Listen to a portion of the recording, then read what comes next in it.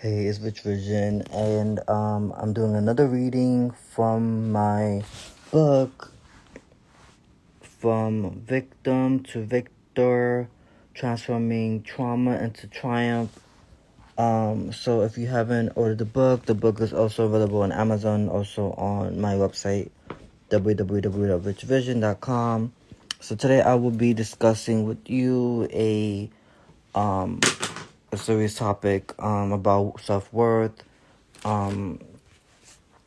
So basically, I will be speaking about or doing a reading from the book called I Am Enough. One of my mentees from my accountability group mentioned about self-worth, about knowing your worth, and it's funny how I'm wearing a shirt. I didn't even realize that I was wearing a shirt saying flawed, and I'm still flawed, and I'm still worthy. And it's just crazy how in alignment that what message was, for just to be able to speak about it tonight. So let's see. So page 106. Okay, cool. I know I'm all over the place, but I have another show coming up in 2 days, so I'm ahead about that. But anyways, this one's called I Am Enough. Okay, so let's do it. I am enough is what I tell myself today to prevent me from committing suicide today. I am enough is what I tell myself today. God wouldn't see me any other way. I am enough is what I tell myself today to keep me from drowning in my tears. I am enough is what I tell myself today. Look in the mirror and tell myself I belong here. I am enough is what I tell myself today. A dose of hope a mile away. I am enough is what I tell myself today. To the inner voices I could never tame. I am enough is what I tell myself today. Your hate speech is no longer on replay. I am enough is what I tell myself today. My inner freedom stands tall today. I am enough is what I tell myself today. As I play the role of life's biggest reject. I am enough is what I tell myself today. I stopped hanging your labels over my head. I am enough is what I tell myself today. I carry legacy on my back and hope for generations. I am enough is what I tell myself today, regardless if you discredit my preservation. I am enough is what I tell myself today. When the devil's knocking, I am enough is what I tell myself today. As long as I am breathing, I'm never stopping. I am enough is what I tell myself today. I can't be duplicated or replaced. I am enough is what I tell myself today. You said I am someone's survival guide today. I'm gonna stand up for this. I am enough is what I tell myself today. Not just 3 words I portray. I am enough is what I tell myself today. Inner demons forever slayed. I am enough is what I tell myself today. I take off the mask. I will be okay. I am enough is what I tell myself today. I left my insecurities at the altar today. I am enough is what I tell myself today. Excuse me. Whew. I am not entertained. I am enough is what I tell myself today. Unless you're spotless, don't comment on my worth, okay? I am enough is what I tell myself today. I finally have strength to pray. I am enough is what I tell myself today. I no longer have broken faith. I am enough is what I tell myself today to chase my dreams. I am enough is what I tell myself today. I am destined to succeed. I am enough is what I tell myself today. No more vices, please. I am enough is what I tell myself today. I couldn't care less about your unsolicited advice. I am enough is what I tell myself today. You can't dictate my perspective. I am enough is what I tell myself today. To release my EP and not succumb to rejection. I am enough is what I tell myself today. As you compare me to other rappers, I am enough is what I tell myself today. I am optimistic and I know I matter.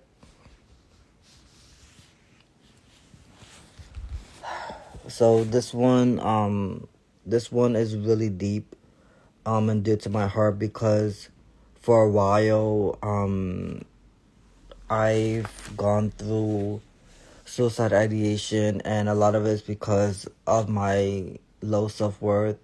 I internalized a lot of what people were saying about. I'm so sorry. Oh my goodness. Um, I internalized a lot of what people say to me. For such a long time in my career, and I also realized that really put a hurdle. Um, it really put say damper, but it really demoralized my self-worth because I ended up internalizing people's self-worth, and as far as their projection of their self-worth for me instead of me creating my own self-worth for myself, if that makes sense. So I was constantly going through situations and really internalizing a lot of stuff, and being called trash, and being compared to other rappers. I started to think I wasn't enough to be here to contribute to society because I was in a sense pit against other people who were obviously more um experienced in the field and had a couple more years on me. um so it was always feeling like I had to play catch up. And even during the pandemic, well, a lot of people didn't realize that I suffered through depression. I was There was like 6 months during the pandemic I stood and I isolated from everyone, including my family. Hey brother, how you doing? I'm just talking about book. I just did a quick reading from my book, From Victim to Victor, Transforming Trauma into Triumph. And what happened during the pandemic was I ran into the kitchen, and this is when I was just like overthinking and internalizing things, and I ended up just blacking out. I grabbed whatever I saw. I didn't even realize it was an ammonia bottle, and because I was just like, until I was literally in that space in the kitchen, and my sister darted off after me, and it was just like one of those moments where it was just like I was taken back because I didn't all during that time I didn't realize how much weight I put on what other people said about me, and I used to carry so much weight of what people said, and it really had so much power that I felt like I was defenseless. Um, and just being able to hey bro, how are you? Just talking about my experience with suicide, it's really difficult because again my self-worth, low self-worth came from a lot of the internalizing that I used to do, and it didn't it kept me in a dark space. And I'm glad that I had people, community, and also family to hold space when I didn't feel like I was enough, to encourage me. And the reason why I even wrote it in the book, because I know that there's other people who are also suffering with low self-worth, and we tend to need to either buy something or to look a certain way or have a certain type of demeanor in front of people in order for them to get validated. And the stigma ends today, me speaking about it, because again, my self-worth comes from my own. And I even wrote a song about I am enough as I am, that I will be releasing soon, to continue to remind me that regardless of what anybody else thinks about me and my music and what I do, just on a day to day, it's like that's none of my concern. But at least I know that I'm worthy of anything that I put my hands into, so to speak, or anything that I'm doing in regards to my music career. And I'm so grateful that I'm able to just speak about it with more of a confidence, because I used to really, like, even during the pandemic, I would, you know, self sabotage. I'll work on a song. I'll be like, it's not good enough, and I will always put myself against these other people.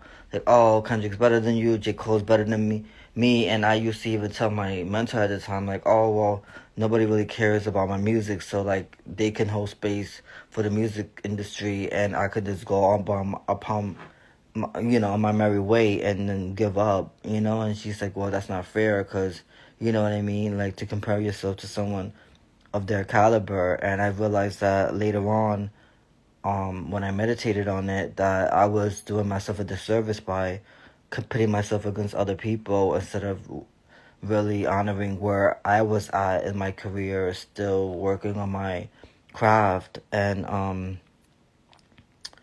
I realized that there was something in me that believed that I needed to um, dampen or lessen my self worth, and it kept me at the whipping post, so to speak. And just me speaking about it is I'm also realizing that, like, I did a lot of harm to myself, physically, mentally. There was times when I would slap myself across the face when I would do a demo and record. I'd be like, no, do this again. It's not perfect. And I was always chasing after perfection, a false sense of perfection. And that wasn't, perfection was an illusion. It was something that I admired to be chasing, but it wasn't a reality for me. It was something that was false. And attempting to chase something that's false it didn't give me any more encouragement to seek better mental health, because I was sabotaging. I would just be in my room, and then there was times when I would pinch myself and things like that, and just to stay awake, just to prove to someone else again, that I wasn't lazy. And a lot of the times I would just take a certain word somebody says, and I would just continue to meditate on it for days at a time. And I didn't realize what was happening is I was like by internalizing everything that people were saying about me, I was diminishing my not only self-worth but my mental health, because once I started meditating on the negative things, I started to come into a more um I started to develop a lot of anxieties about my self-worth and me diminishing my value. And I didn't really know how to cope with that, so I turned I acted out in ways I don't condone, like self-harm and things like that, to feel like I was enough. And it wasn't the best solution for me. And I'm grateful that I'm in a better space now to even write and say these things, because I've kept a lot of stuff under the wraps about my self-worth, about my suicide ideation, which is the reason why I decided to write that chapter about being enough, because I know I struggle still to this day about feeling like I'm enough to be in certain rooms, to be in certain stages. And I just remind myself every single day. It's like, when I do my affirmations, it's like, the first thing I write is I am enough. And I hope my desire is that you feel like you are enough. Scratch the hope out. You are enough, and I hope what I said inspired you. I know I've talked for a little bit about this, but I will continue to be here sharing a piece of my poems every single day, because it's so important to someone else who's listening on the other side to know that you are worthy and you don't need to adhere to anybody else's standard. You know, you create your own standard. You write your own novel, your own script, so to speak, like I did, and I changed the narrative. And I was a victim, of mental abuse, and now I'm victorious. So please, if you don't have the book, please purchase it on Amazon. The links are in my bio of my page, or you can order on my website and get the custom bookmark,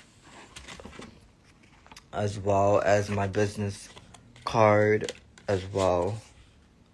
So if you order on my website and you get a wristband of one of my Rich Vision, is the red one, mental abuse or and the stigma. But yeah, so thank you so much for watching. Thank you. I appreciate your time as always. I don't take it for granted.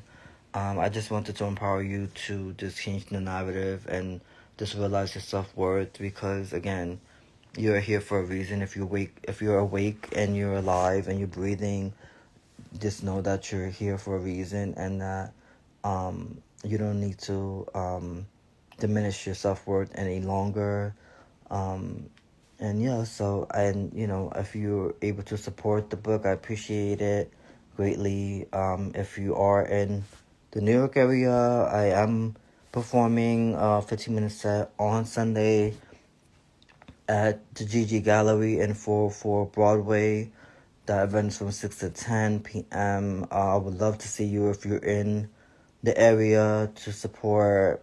I will also sign a copy of the book also, so if you're able to come, please come, and it will be a great show. I've been rehearsing like crazy, and in my head about this whole performance, set, because I really want to make it special, and it will be a special event, and it will be a special performance, and I will be performing new music, and also promoting the book. So if you're able to come, please check it out. Please, I can also provide you a link to purchase tickets, or you can order it at the door. But yeah, thank you so much for